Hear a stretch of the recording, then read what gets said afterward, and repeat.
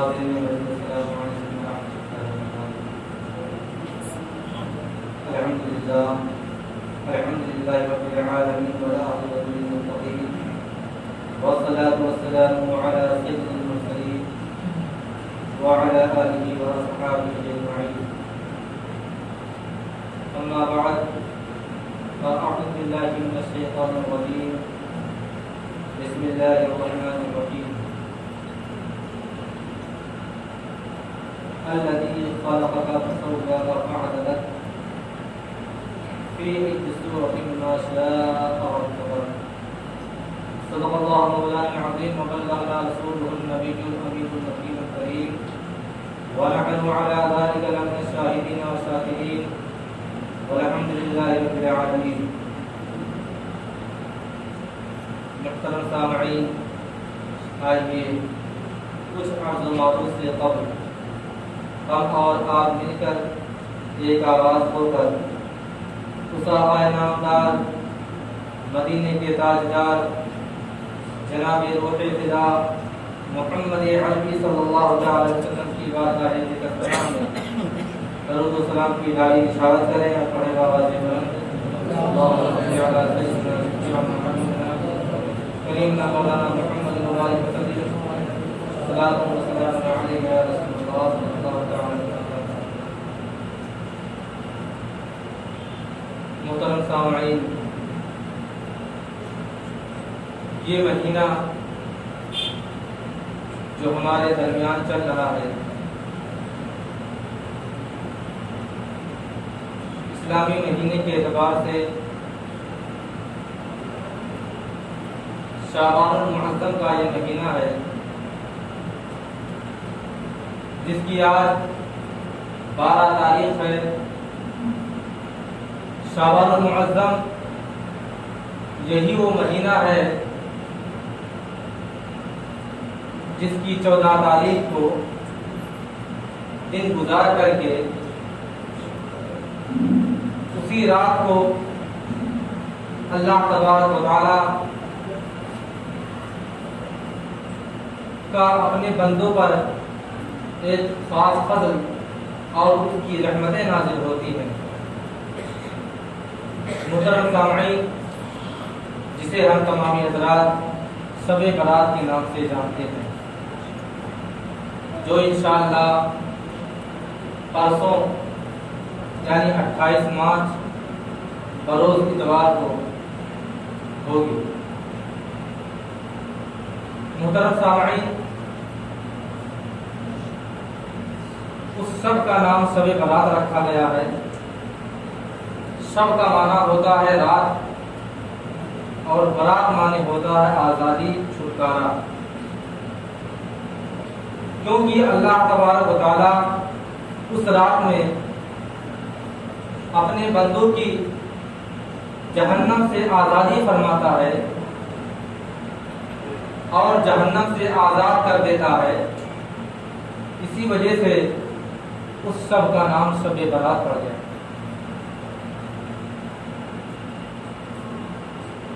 اللہ تبارک و تعالیٰ کے پیارے حبیب حضور تاجدار مدینہ صلی اللہ علیہ وسلم کی حدیث پاک ہے کہ اس رات میں اللہ تبارک و تعالیٰ اپنے بندوں کی بنو کلب کے بکریوں کے برابر، بنو کلب کے بکریوں کے بال کے برابر اللہ تبارک و تعالیٰ اپنے بندوں کی بخشش فرماتا ہے۔ اب چونکہ تشبیہ دی گئی ہے بنو کلب کی بکریوں سے، تو چونکہ حضور تاجدار مدینہ صلی اللہ علیہ وسلم کے زمانے میں ایک خاندان تھا جس کا نام بنو کلب تھا، اور اس خاندان میں لاتعداد لوگ موجود تھے، اور ہر ایک فرد کے پاس، اس خاندان کے ہر ایک آدمی کے پاس اتنی زیادہ بکریاں تھیں کہ دو پہاڑوں کے درمیان جو جگہ ہوتی ہے جس کا اندازہ کوئی نہیں لگا سکتا کہ اس دو پہاڑوں کے درمیان اگر بکریوں کا ریوڑ آ جائے تو اس ریوڑ میں کتنی بکریاں موجود رہیں گی اس کو کوئی شمار نہیں کر سکتا. اور بنو کلب کے ہر فرد کے، ہر آدمی کے پاس اتنی بکریاں تھیں. اب ذرا غور فرمائیے کہ جب ایک ریوڑ کی بکریوں کا اندازہ نہیں لگایا جا سکتا تو پورے بنو کلب کے خاندان والوں کی بکریوں کا شمار کیسے کیا جا سکتا ہے؟ اور جب ان بکریوں کا شمار کرنا مشکل ہے تو ان کے بال کو گننا تو اور بھی مشکل ہے. بتانے کا مقصد یہ ہے، حاصل کلام یہ ہے کہ اللہ تبارک و تعالیٰ کے حبیب حضور تاجدار مدینہ صلی اللہ تعالی علیہ وسلم کا یہ فرمانا کہ بنو کلب کے بکریوں کے برابر اللہ تبارک و تعالیٰ اپنے بندوں کی بخشش فرماتا ہے، اس سے پتہ یہ چلتا ہے، اندازہ یہ لگتا ہے کہ جب ان بکریوں کے بال کو گننا مشکل اور ناممکن ہے تو اس سے پتہ یہ لگایا جا سکا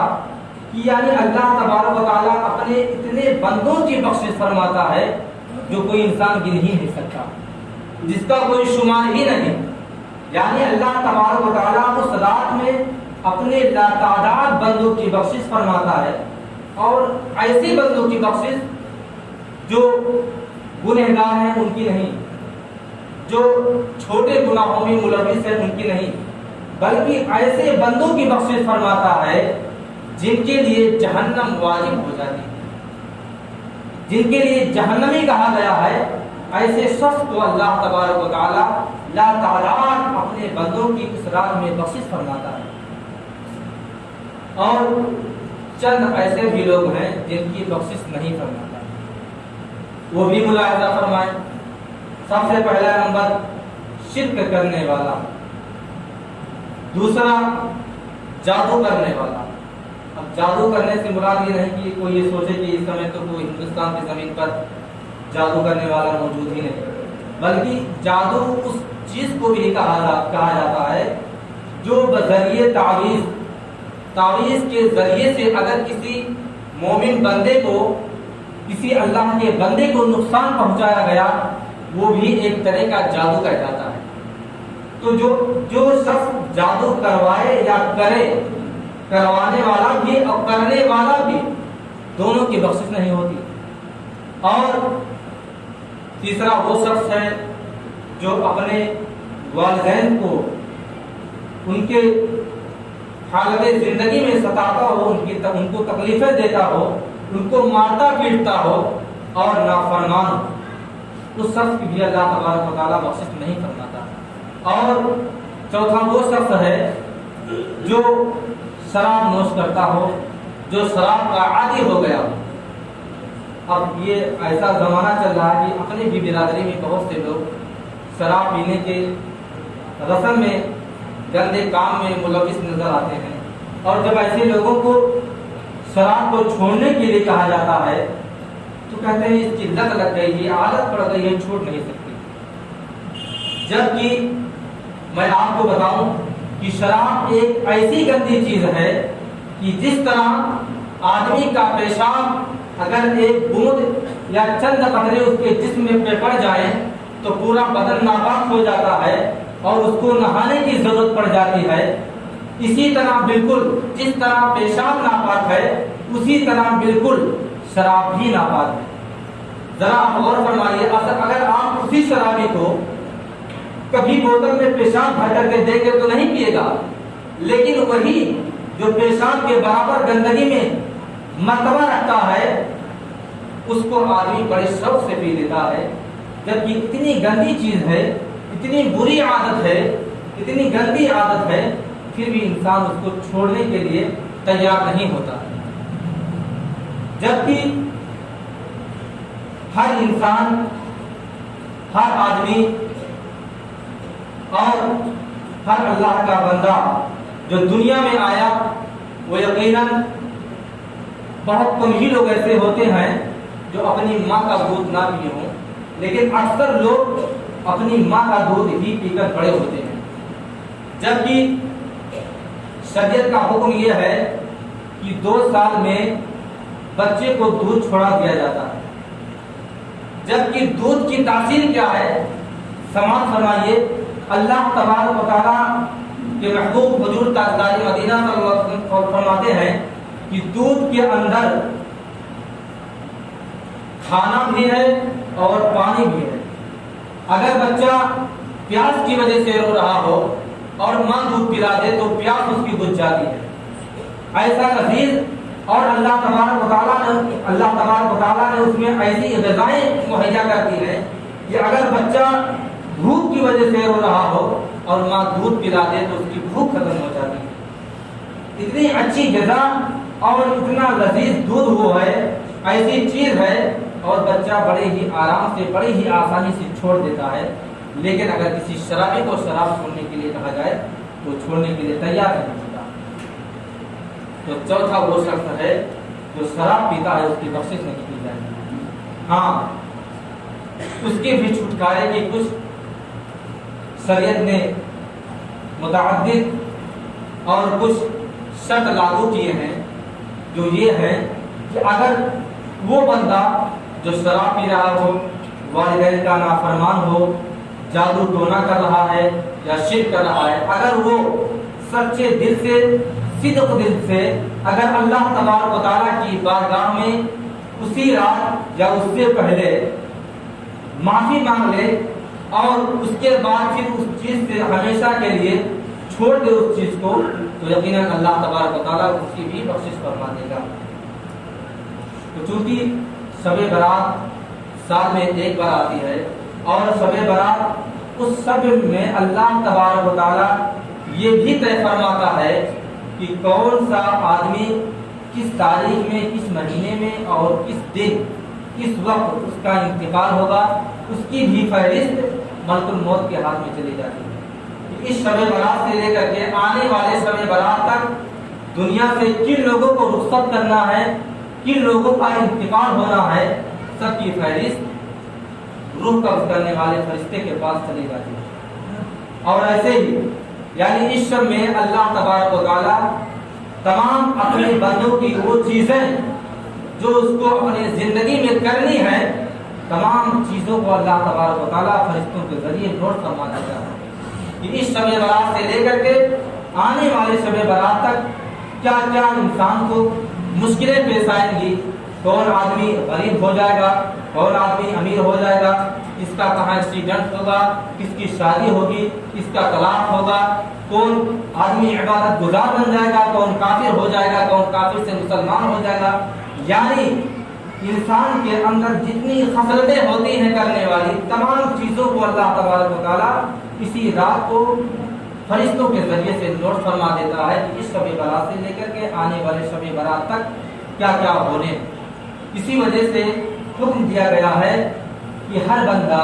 ہر مسلمان اس رات کو اللہ تبارک و تعالیٰ کی عبادت و ریاضت کرے، تسبیح و تحلیل کرے، اللہ تبارک و تعالیٰ کے بارگاہ میں گر کر کے اپنی توبہ قبول کرے اور معافی مانگے اللہ تبارک و تعالیٰ سے، تاکہ آنے والا جو وقت ہے اس شب برات سے لے کر کے آنے والے شب برات تک آپ کی زندگی اللہ تبارک و تعالیٰ آسانی سے گزر فرمائے. اور جب اللہ تبارک و تعالیٰ اپنے بندے کو اپنی بارگاہ میں سجدہ کرتے ہوئے دیکھے گا تو یقیناً اس کے حق میں، اس کے بارے میں اللہ تبارک و تعالیٰ اچھا فیصلہ فرمائے گا. لہذا اور شب برات میں ایک بات اور ہوتی ہے کہ لوگ یہ سمجھتے ہیں کہ اس رات کو، یہ رات شب بیداری کا رات ہے، یعنی اس رات کو پوری رات جاگنا چاہیے، یہ عبادت ہے. حالانکہ ایسا نہیں. شب برات میں جاگنے سے عبادت نہیں، عبادت کرنے سے عبادت فضیلت ملے گی. آپ عبادت جب کریں گے، چاہے وہ عبادت نفل کی شکل میں ہو یا قضائے عمری کی شکل میں ہو، قرآن شریف کی تلاوت کی شکل میں ہو، یعنی جتنی رات جب تک آپ کو جگنا ہے اس وقت تک صرف اور صرف اللہ تبارک و تعالیٰ کی عبادت کرنا ہے، اس کی تسبیح و تحلیل کرنا ہے. ایسا نہیں کہ موٹر سائیکل اٹھائے وہاں بازار میں گئے فاتحہ پڑھنے، وہاں بازار سے آئے کھڑا بازار میں گئے فاتحہ پڑھنے، پوری رات ایسے موٹر سائیکل سے پورے شہر کا چکر لگا دیے اور فجر کے اذان ہوئی، سوچے ہم تو سب بیداری کی ہے، پوری رات ہم نہیں لگا، پوری رات آج جگے تھے ہم. یہ نہیں سوچ پائے کہ آپ نے اللہ تبارک و تعالیٰ کی عبادت و ریاضت کتنی دیر کی، آپ نے تلاوت قرآن کتنی دیر کیا. یہ نہیں دیکھتا، بلکہ یہ دیکھتا ہے میں کتنے مزاروں پہ حاضری دے دیا ہوں، یہ نوٹ کرتا ہوں۔ جبکہ ایسا کرنا، گاڑیوں سے گھومنا، اس ہوٹل پہ جانا، وہاں مزار پہ جانا، یہ سب عبادت میں نہیں۔ مزار پہ تو آپ کسی اور بھی دن جا سکتے ہیں، آپ دن میں بھی جا سکتے ہیں، چونکہ یہ لوگ، جو لوگ جاتے ہیں ان کا مزاج یہ ہوتا ہے، وہ یہ سوچتے ہیں، ان کی سمجھ یہ ہوتی ہے کہ رات جاگنا ہے اور رات چونکہ ختم ہو جائے کسی طریقے سے، وہ ختم کرنے کے چکر میں آپ کو بتا دوں کہ اللہ تبارک و تعالیٰ کی اس رات میں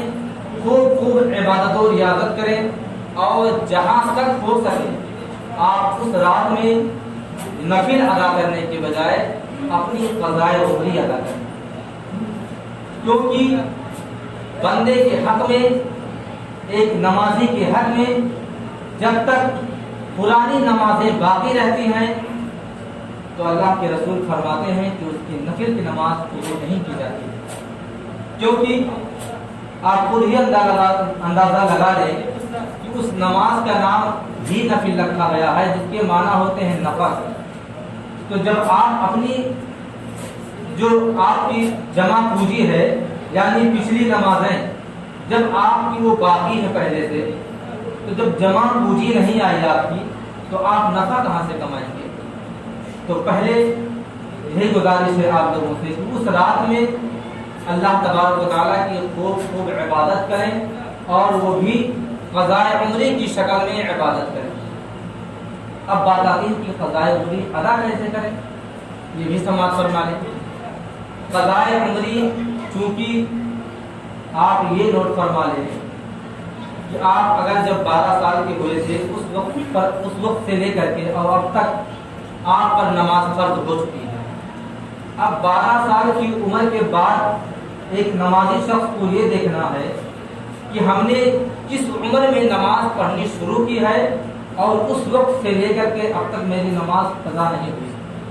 وہ دیکھنا ہے۔ مثلا آپ اگر 30 سال کی عمر میں نماز پڑھنا شروع کیے ہیں اور اب تک 50 سال کی عمر تک آپ کی کوئی نماز قضا نہیں ہوئی، یا ہوئی تو فوراً آپ نے اس کو ادا کر لیا ہے، تو یقیناً اگر آپ کی 30 سال کی عمر ہو گئی ہے تو اس سے پیچھے آپ کو جوڑنا ہے 8 سال، اس میں 20 ہو گئے اور 10 وہ 18 سال ہو گئے۔ اب 18 سال کی آپ کی نماز قضا، آپ کو اس کو ادا کرنا ہے، اور اگر اب اس سمے تو آپ پوری 18 سال کی قضا کی نماز آپ کو ادا نہیں کر پائیں گے، لیکن آپ یہ نہ سوچیں کہ اگر ہم پوری نہیں ادا کر پائیں گے تو ادا کرنے سے فائدہ کیا، بلکہ آپ یہ سوچئے کہ آپ ایک دن کی، چند دن کی، 1 مہینے کی، 2 مہینے کی، جتنی بھی دن کی آپ نماز ادا کر لیں گے، آپ اس سے دوست ہو جائیں گے۔ کل میدان محشر میں آپ کو اللہ تبارک و تعالیٰ اس نماز کے بارے میں نہیں پوچھے گا۔ تو لہذا آپ جب نماز قضائے عمری ادا کریں تو آپ نیت پچھلی نماز کی قضا کہہ کر کے نیت باندھیں گے، اور سب سے پہلے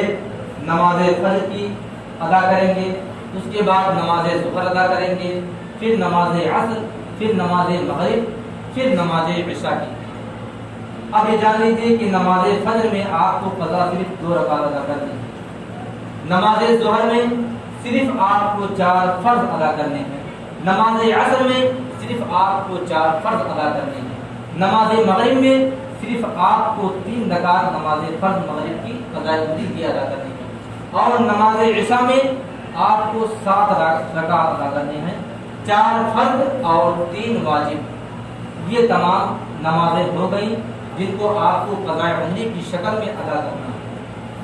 اب آپ اس رات میں جتنی چاہیں، اگر جتنی نمازیں آپ نے نماز فجر سے لے کر کے عشاء تک ایک بار ادا کر لیا تو آپ کی 1 دن کی قضاء عمری پوری ہوگی۔ اب اسی طرح آپ ترتیب بنا لیں اور ادا کرتے جائیں۔ پھر کوئی ایسی رات، کوئی دن آپ کو ایسا میسر ہوگا تو انشاءاللہ جب ایک مرتبہ آپ کی قضاء عمری ادا کرنے کی عادت پڑ جائے گی تو آپ انشاءاللہ اس کے محب ہو جائیں گے، اس سے محبت ہو جائے گی، اور آپ برابر اس کے ادا کرنے کی کوشش کرتے رہیں گے۔ یقیناً جانیے کہ اگر آپ نے اس شب میں قضاء عمری کی کچھ نمازیں ادا کر لیں تو پھر آپ کا دل اسی طرح متوجہ ہو جائے گا، اور آپ کا دل ہمیشہ یہ کہے گا کہ میری اور جو نمازیں قضا ہوئی ہیں وہ بھی جلد از جلد پوری ہو جائیں۔ اللہ تبارک و تعالیٰ کی بارگاہ میں دعا ہے کہ اللہ تبارک و تعالیٰ ہم تمام مسلمانوں کو نمازوں کی پابندی کرنے کی توفیق و رفیق عطا فرمائے، اور خاص کر کے شب برات میں اللہ تبارک و تعالیٰ اپنی عبادت و ریاضت کرنے کی توفیق و رفیق عطا فرمائے۔ شب برات اتوار کے دن ہے، یعنی 28 مارچ کو، پرسوں اتوار کے دن ہے۔ جو حضرات سنت ادا نہ کیے ہوں سنت ادا کر لیں۔ وآخر دعوانا الحمد للہ رب العالمین۔ السلام علیکم۔